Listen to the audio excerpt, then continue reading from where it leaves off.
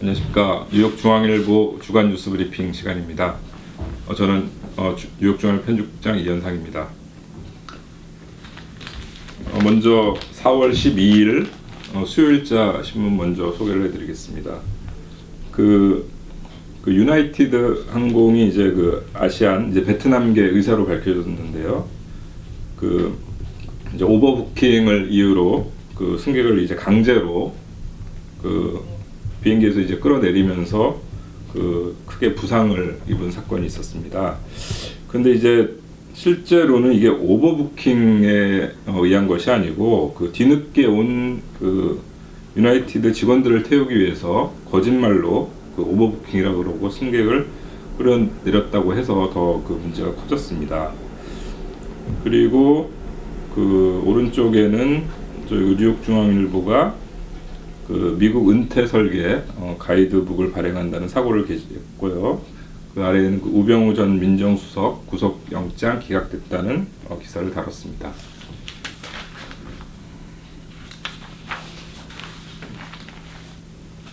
그리고 4월 13일 목요일자 신문입니다. 최근에 퀸즈 써니사이드에서 잇따라 트럭이 자전거와 충돌하는 사고가 있었습니다. 그래서 한 명이 숨지고 한 명이 중상을 입었는데요.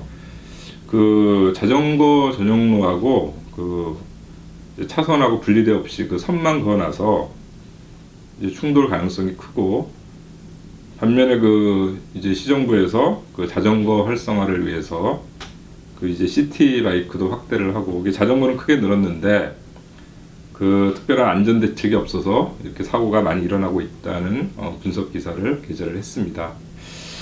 그리고 앞서 말씀드린 대로 아시안 승객을 끌어낸 유나이티드 항공이 주가가 급락해서 이틀 동안 시가총액 5억 불이 증발했다는 그런 기사를 소개해드렸습니다.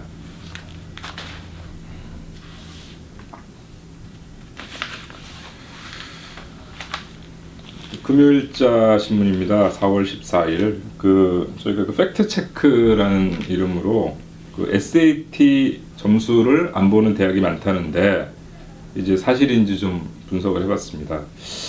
US 뉴스 앤 월드 리포트라는 시사 매체에서 매년 이제 대학 랭킹을 선정을 하는데 톱 100, 그러니까 100개 대학 중에는 SAT를 제출하지 않아도 되는 곳이 총 12곳이었습니다.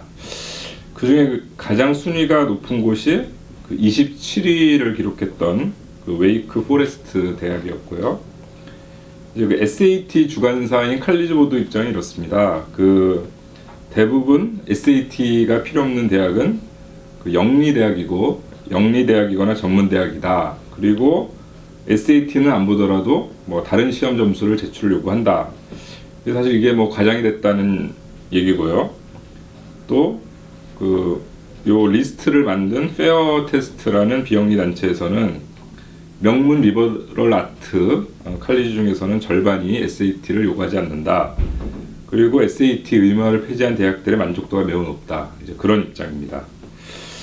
그리고 오른쪽 사진은 이제 미군이 지난 13일 아프가니스탄 IS 시설에 투하한 GBU 43이라는 폭탄입니다. 폭탄 사진인데 이게 비핵무기 중에는 최대 위력을 가지고 있어서 폭탄의 어머니라고 불리는 그런 폭탄이고 사상 처음으로 실전에서 투하가 됐습니다. 그리고 아래에는 미 항공우주국에서 토성 위성에 뜨거운 물이 존재하기 때문에 생명체가 있을 가능성이 커졌다, 그런 이제 조사 결과를 발표한 내용이 있습니다. 그리고 북한이 6차 핵실험 준비 완료했다는 보도가 있었는데 실제로 핵실험은 하지 않았고 미사일을 발사를 했는데 실패를 했습니다.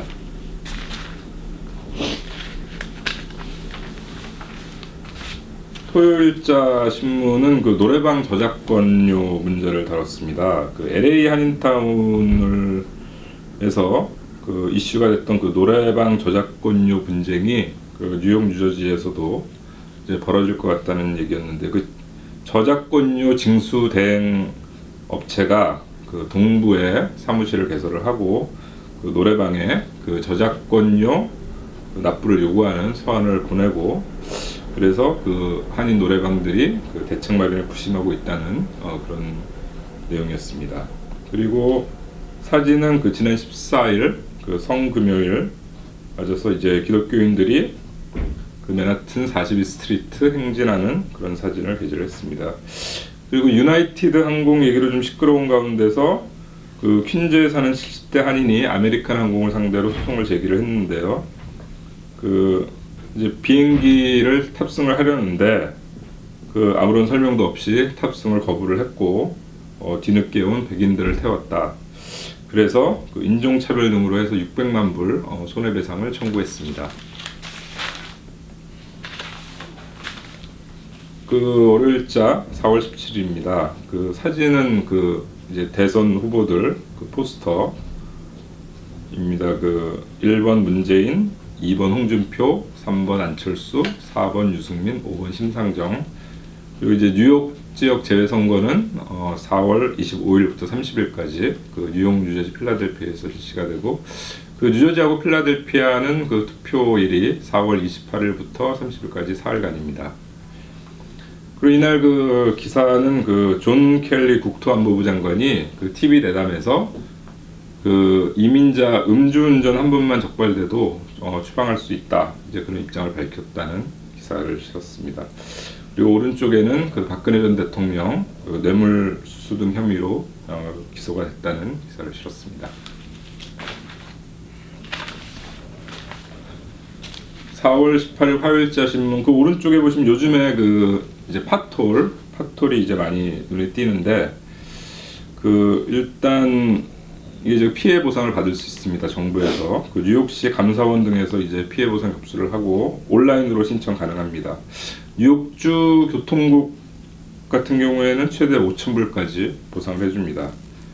그리고 뉴저지는 그 도로를 관할하는 주, 카운티, 타운 정부에 이제 신청을 하면 되는데, 그 결과가 나오는 데는 한 3개월에서 6개월 정도 걸린다고 합니다. 그리고 이 왼쪽에는 그 트럼프 대통령 취임 이후에 그